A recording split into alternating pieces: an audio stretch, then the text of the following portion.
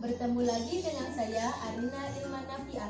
Dalam kali ini, saya akan membahas tentang filosofi dan orientasi administrasi manajemen perkantoran modern. Sebelum membahas lebih jauh tentang filosofi dan orientasi administrasi manajemen perkantoran modern, mari kita ulas tentang apakah administrasi dan manajemen dapat disamakan. Yang pertama, administrasi dapat dikatakan lebih luas dari manajemen karena administrator sebagai pengambil atau pembuat kebijakan, sedangkan pada level manajer sebagai pelaksana kebijakan. Yang kedua, administrasi dikatakan sama dengan manajemen karena fungsi manajemen sama dengan fungsi dari administrasi. Yang ketiga, administrasi dapat dikatakan lebih sempit dari manajemen karena administrasi hanya sebagai ketatausahaan atau clerical work. Definisi dari administrasi sendiri yakni terbagi menjadi dua. Yang pertama, penyusunan dan pencatatan data atau informasi secara sistematis. Yang kedua yakni segala proses pelaksanaan tindakan kerjasama sekelompok manusia untuk mencapai tujuan yang telah ditentukan. Manajemen terdapat dua arti. Yang pertama, kemampuan atau keterampilan untuk memperoleh sesuatu hasil dalam rangka pencapaian tujuan.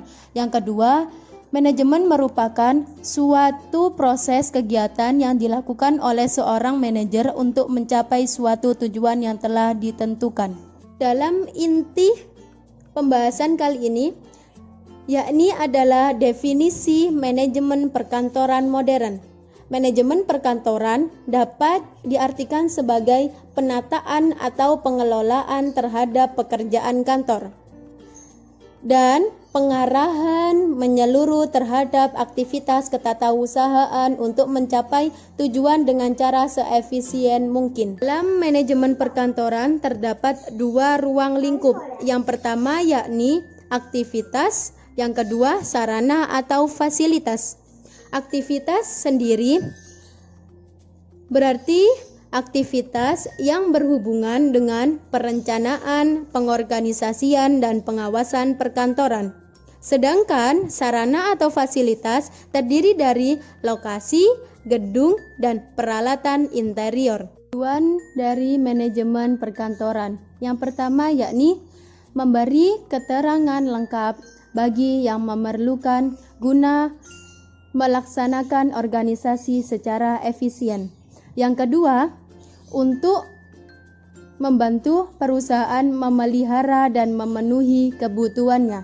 Yang ketiga, memberi laporan biaya yang terjangkau yang telah digunakan.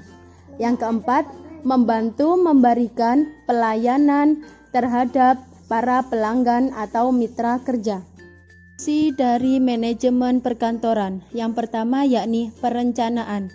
Perencanaan merupakan fungsi yang digunakan dalam menentukan tindakan untuk mencapai hasil yang diinginkan. Fungsi yang kedua yakni pengorganisasian. Fungsi pengorganisasian dapat mempermudah manajer dalam melakukan pengawasan dan menentukan orang yang dibutuhkan untuk melaksanakan tugas yang sudah terbagi.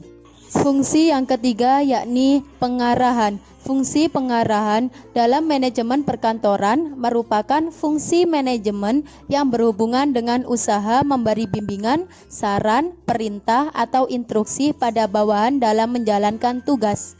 Fungsi yang keempat yakni fungsi pengawasan. Fungsi pengawasan sangat diperlukan untuk menjaga agar semua kegiatan dan efektivitas penggunaan sumber daya yang ada tidak menyimpang dari rencana sehingga tujuan organisasi bisa terwujud. Sekian penjelasan singkat tentang filosofi dan orientasi administrasi manajemen perkantoran modern. Semoga bermanfaat. Wassalamualaikum warahmatullahi wabarakatuh.